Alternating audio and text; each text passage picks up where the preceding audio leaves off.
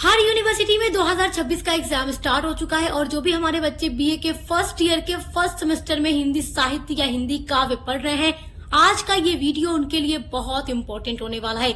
अगर आप लोगों ने अभी तक कुछ भी नहीं तैयार किया है और कल परसों या आने वाले किसी भी समय में आप लोग 2026 में हिंदी काव्य का पेपर देने वाले हैं, बीए फर्स्ट सेमेस्टर में है, मेजर या माइनर सब्जेक्ट के रूप में आप हिंदी काव्य को पढ़ रहे हैं, तो आज मैं आप लोगों को बताने वाली हूँ केवल 13 महत्वपूर्ण प्रश्न आपके अति लघु, लघु और दीर्घ उत्तरीय प्रश्न के लिए। आपने कुछ नहीं पढ़ा और आपको बहुत ज्यादा टेंशन है कि हम पहली बार बीए का एग्जाम देने वाले हैं और हमें समझ नहीं आ रहा कि हमारे लिए क्या इम्पोर्टेंट है और क्या नहीं है, कहीं हमारा एग्जाम में बैक न लग जाए। और देखो, जब बैक लग जाता है तो आप फेल माने जाते हो और आपको अगले साल फिर से एग्जाम का फॉर्म फिल करके दोबारा से पेपर देना होता है ताकि आप पास हो सकें।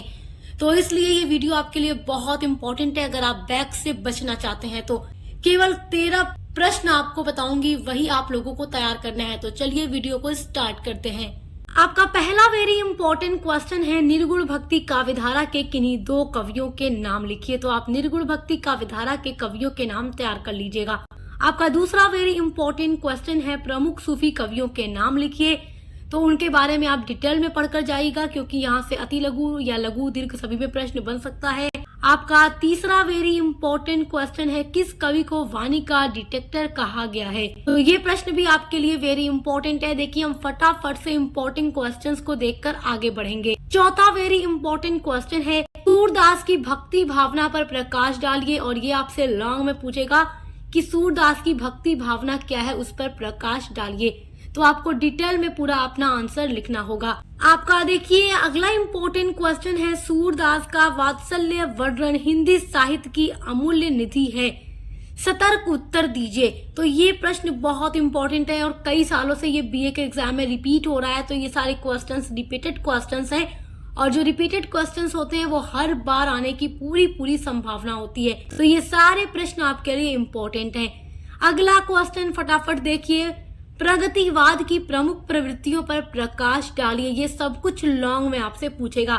7वां वेरी इंपॉर्टेंट क्वेश्चन है, रीति सिद्ध और रीति मुक्त कवियों में अंतर स्पष्ट कीजिए। This is very important question. रीति सिद्ध कवि कौन है और रीति युक्त कवि कौन है और इनके बीच क्या अंतर है, पूरा डिटेल में आपको एक्सप्लेन करके लिखना होगा अपने आंसर में।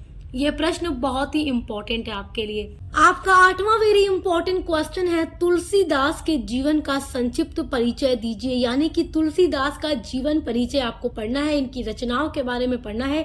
ये प्रश्न आपके लिए बहुत इम्पोर्टेंट है। नेक्स्ट आपका वेरी इम्पोर्टेंट क्वेश्चन है, कबीर अपने समय के सामाजिक एवं धार्मिक पाखंड एवं कुरीतियों को दूर करना चाहते थे, तर्क युक्त उत्तर दीजिए। ये बड़ा इम्पोर्टेंट क्वेश्चन है, ये कई बार पूछ चुका है कि कबीर जो थे वो अपने समय के सामाजिक और धार्मिक पाखंड और कुरीतियों को दूर करना चाहते थे, इस बात का वर्णन कीजिए। तो ये तर्क युक्त उत्तर दीजिए, इस तरीके से एग्जाम में पूछेगा। तो ये प्रश्न आपके लिए इम्पोर्टेंट है। नेक्स्ट इम्पोर्टेंट क्वेश्चन है, कवि नागार्जुन की कविताओं में प्रकृति सौंदर्य की विशिष्टताओं को रेखांकित कीजिए। यानी कि कवि नागार्जुन की कविताओं में प्रकृति सौंदर्य की विशेषताओं का वर्णन कीजिए।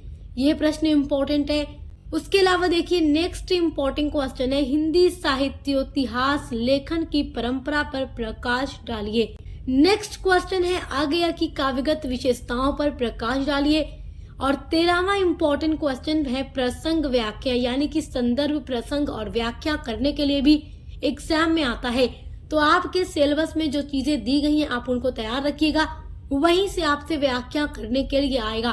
तो आपको अगर अपने चैप्टर्स का नाम अच्छे से पता होगा, कवि का नाम अच्छे से पता होगा, तो आप इजीली व्याख्या कर लेंगे, क्योंकि व्याख्या करना आसान होता है।